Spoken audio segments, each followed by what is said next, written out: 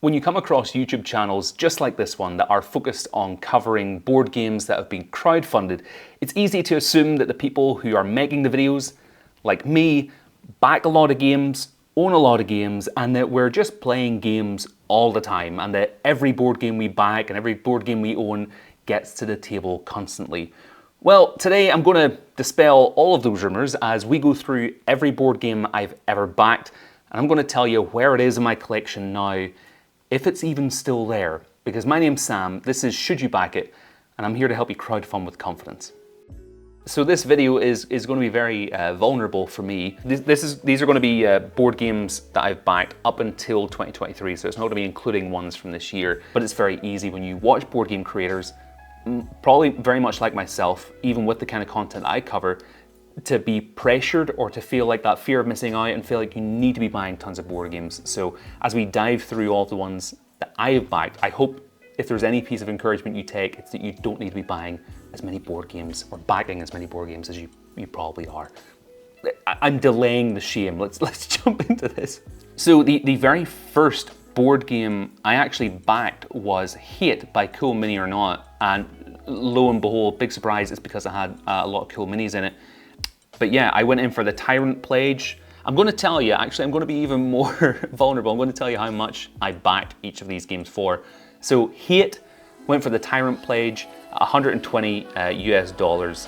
That game is no longer in my collection. I never played it. I actually sold it on for a sizable profit, which, you know, thumbs up there. Not really the point. But yeah, backed that game, never played it. That was during my phase of I won't play these games with miniatures until I've painted all of them. And with a Cool Mini or Not game, that's a stupid idea. So it never saw the table. I really curious by the concept, thought the artwork and stuff was cool, looked cool, just never played it. Next, around the same time, the second project I ever backed that was a board game project was Nemesis by A Wagon Realms. Went in for the core box solely, £70, still haven't played it. Still in the collection, just never played it. Again, want to play it. Ben, who I play board games with every week, very interested in playing the game as well. We demoed, I think, the second Nemesis game, but it's in my collection, hasn't been played. £70 just for a paperweight on my shelf, basically, but definitely will get played at some point. Hold me accountable to this. Deadwood 1876, a safe robbing game of teamwork and betrayal. I went in for $29. I think this was just for the core pledge. Never been played. I think I've tried to shift this from my collection. I think it when the game arrived, it looked really cool. And I've covered one of their most recent Kickstarter as well. The game looked really cool, Deadwood that is. But when I was reading the rulebook, it wasn't clear how to play the game at all. I found it quite confusing. I'm sure if I reread it, it might be clearer. But I think I've tried to shift this from my collection to no avail. I haven't been able to get anyone to buy it. I can't remember if I've now just given it to someone or if it still is in the collection somewhere. Its location is currently unknown, but it was completely unplayed. So we're 3 for 3 here. 3 backed, 0 unplayed. The next one was Escape the Dark Castle, The Legend Grows. This was the expansion campaign they ran for Escape the Dark Castle theme-born games, that is. And then went in for the level 6 pledge, it's called here. It was £90, which was in essence for all of the Escape the Dark Castle expansions, as well as Escape the Dark Castle. This one has been heavily played. Very much enjoy it. It's a game that I actually introduce some people into board games with because it's kind of different and has a very funky art style. So has been played. Cthulhu Death May Die, $100 for the Unspeakable pledge. It has been played extensively. I haven't completed it, but I have played a good bit of Season 1. I have since purchased Season 2. Haven't obviously played it. I'll be playing through Season 1 first, but it was one of those things of I didn't get Season 2 during the campaign, but managed to get it in after sales, and mainly because I was enjoying the game and thought, this is one that I enjoy, I'm going to be playing through all this, so I'll get Season 2 so I have the content and I'll get this while I still can. I think that's always the tricky thing with board games and expansions on Kickstarter, especially if you're backing like a new game or a new IP and there's like a ton of expansions in the campaign, because none of us have played the game, so we're being asked to shell out more money for expansions for a game we've never played.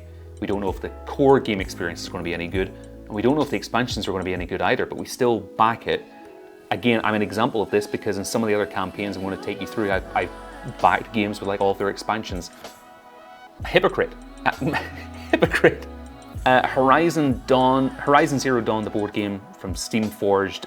This was the early bird limited edition pledge. I went in for £95. Was one of the biggest disappointments I ever backed, solely because it took so long to arrive.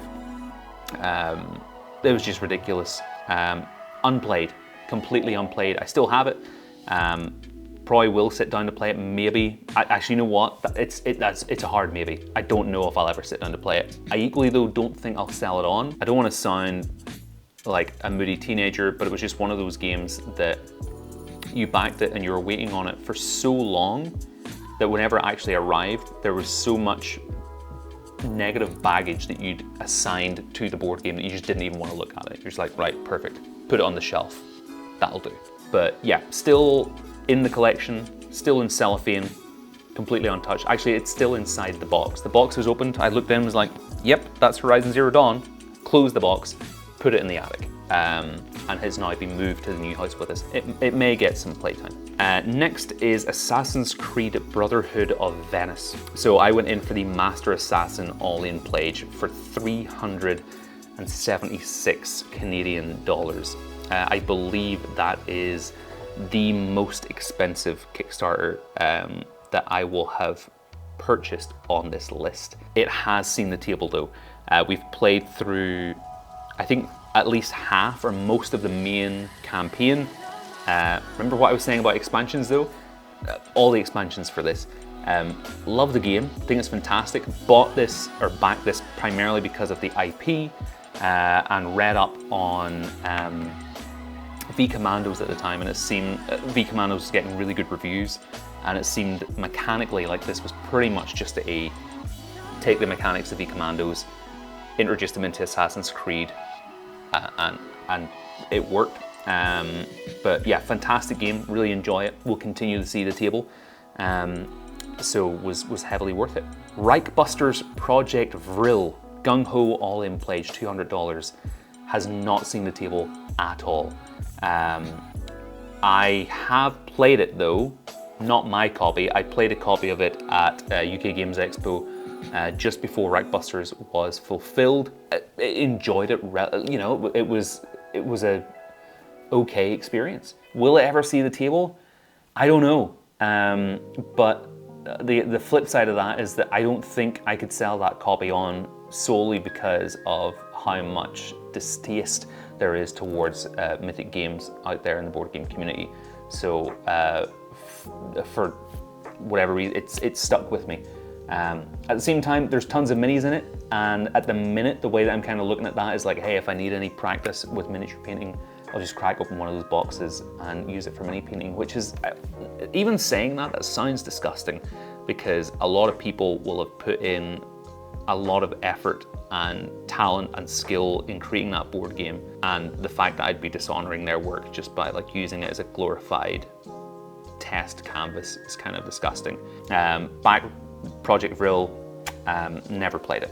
Next was Tainted, Grail, The Fall of Avalon. King's Pledge, gameplay all in, £153. Played it twice. I think I played it twice, and that was only recently. This was the original Tainted Grail campaign, and only within the past year have I actually played it. Again, you're seeing a common theme here, especially in my first few pledges of board games on Kickstarter, of these big, massive, chunky, mini-heavy board games. And it was my Achilles heel. If I saw a board game that had tons of minis and it looked cool, and they were like, oh yeah, 300-hour campaign, gameplay hours, I'm like, I'm in. That's value for money. And then they sit on my shelf and I never play them. But yeah, Tainted Grail, Fall of Avalon, 153 quid. King's Pledge, played twice. Of what I have played, it's been all right. The tricky thing is that when I've played Tainted Grail, because I waited so long to play it and I've played a lot more recent games since, there's been a lot of like, oh, well, you know, it's cool, but this like more recent game kind of does what it's doing a little bit better. And of course it does, right? Of course it does, Sam, because that game's more recent. But yeah, it seems cool. May play some more of it. Equally, it's on the list of potentially being sold on. But there you go. Next is Bloodborne, the board game, another CMON project. Back this at the Blood Moon early bird pledge for $90. It has not seen the table, but I have painted a few of the minis. Yeah. Are you feeling uncomfortable yet? No, just me? Just me feeling uncomfortable? That's fine. It's fine. It's fine. Next is Space Race by Board Cubator, I think it was, who are unfortunately no longer with us. They shut down after Kingdom Come Deliverance, the board game, which again, Kingdom Come Deliverance looked like a cool game. Wanted to back it, told myself, no, I have games like this. I've played games like this, I don't need another one, but maybe, you know, I'll go in for the dollar, but they shut down. This was for the deluxe bundle, €59, still on the shelf, unplayed. So it's cellophane, but it's unplayed. I think I have brought it to board game night a couple of times, but it's just not gotten to the table. Would like to play it though, it looks great. Again, such a stupid thing to say, because I could say that for all these things. That's why I backed them, right? This is. I feel like I'm unfurling before your eyes. This is what you don't see whenever the cameras are turned off. Is just like the regret and shame of our decisions. But this is what this channel is about. It's like, you know what? You don't need to back all these games, but we do it anyway. All right, next one. Raccoon Tycoon Fat Cat expansion. Went in for the Furry Couple, $69, which actually wasn't a bad price whenever you look at how much game is in that. Unplayed. Backed this because I thought the artwork looked cool. That was it. Like literally, that was it. I looked at something and thought, oh, cats and animals in, you know, Victorian era outfits. I'll give that thing $69 without actually really reading the campaign or looking at the gameplay. It was like, yeah, this looks funny, $69. That's dumb. That's so dumb. It's in the collection, no. I'm pretty sure if I read the rulebook, we will see that get to the table, because in our board game group, we do play worker placement, we do play games like that. It will see the table, but it probably won't see the table for at least another 12 months unless we're really committed. But yeah, don't back games just because the artwork looks cool. The company that made Raccoon Tycoon, they do make good games. I've played other games that they've made. They are fantastic. But don't just back games because, hey, nice artwork. Here's a bundle of cash. Super Fantasy Brawl, another Mythic game. I went in for the Master Wizard pledge, $89. I've played, not my copy, but I have played Super Fantasy Brawl maybe 2-3 times. I've enjoyed it. It's a cool game. I don't think it'll see tons of play. This may go, Super Fantasy Brawl is pretty much on the, probably will sell this list. Time of Legends Destinies went in for the King pledge at $79. I played through about half of this and then sold it on. Liked the concept, thought it was cool. I lost patience with it whenever I was playing through one of the specific scenarios and it's time limited. And mechanically, that level did not make sense to me. And listen, I could have been playing it wrong. I could have just sucked at the game. But it just did not seem to be balanced for a solo player, which the game said it was. So yeah, that was a breaking point for me. That and I found it frustrating that the game said, oh hey, listen, you know, there's multiple outcomes and like different narrative strands. That there wasn't. There's totally not. I mean, if we're going to split hairs, there are, but there's like 2, maybe 3 different outcomes, and you'll realize that whenever you've all chosen your player, and then if you actually at the end compare notes, you'll see that 2 of you, like most of you, are all sharing endings, but you're just sharing it with different people. It felt like it had big promise, but much like a Peter Molyneux game, spoke big words, but it just didn't seem to deliver on the level of scope that it was promising. Roman Roll, a roll and write game, standard pledge, £29, never played it. Zombicide 2nd edition, went all out, $180, unplayed. Main reason for bagging Zombicide 2nd edition was my friends had Zombicide Black Plague, and I thought Zombicide was really cool, so I had been looking at, well, maybe I'll pick up one of the Zombicide games in second hand or whatever, but they were always priced crazily high. So whenever Zombicide 2nd edition came out, I thought, well, you know what, this actually is a version that I think would be cool. So I'll back this, and this will be the Zombicide game that I have in my collection. I haven't backed any other Zombicides because they bring out like 5 a year. But for me, I'm like, I'm going to pick Zombicide 2nd edition. This is going to be the version that I back and own, and that's going to be all the Zombicide I have. So it's more of it's a game that will get played. It's in there for the long haul. It just hasn't been played yet. Spires End, solo and cooperative card game adventure. So this was just the Spires End pledge, $30. Played this quite a few times, sold it on. Played through it until I'd reached the end. There are multiple endings, but I didn't have the desire to play through it multiple times to try and get each possible ending. So I was like, you know what? I've played through this, gotten to the end, I'm satisfied, ready to sell it on. Tinderblox and Kittin, the 3 tin games pledge, I went in for £24, extensively played. Tinderblocks and Kittin, actually Tinderblocks and Kittin have both been, they're in another video of mine, you can find it up here. They're like Kickstarters that I've backed and absolutely love. I bring Tinderblocks and Kittin with me to any game night, or to any dinner party, to anything. They're fantastic games, absolutely worth the £24 pledge, absolutely. Chronicles of Crime, the Millenium series, so I backed the full Millenium series for $79. I played one scenario in the Renaissance version, 1400 or 1409, whichever one that was, and then immediately sold on all 3. Just realized I have the original Chronicles of Crime and the expansions for it, and just realized after playing the one scenario, I'm like, you know what, this is too much Chronicles of Crime. And that's it. That's all of the games that I've backed on Kickstarter up to 2023, and as you'll have heard there, maybe I should have some kind of list. So here's how many games I've backed. Here's how many out of that list I've actually played. And I know without those numbers even being on screen in front of me that it's not a great ratio. It's why it's so important to actually sit down and consider, before you back a game, one, like, am I actually going to play this? Do I have other games in my collection that do what this game do? And if you do the games in your collection, is this one you're thinking of backing? Is it going to be an improvement on the ones that you have to such an extent that the ones that are in your collection would be redundant? Because if so, sell those games, back this one, absolutely, you know, it's replacing that mechanically.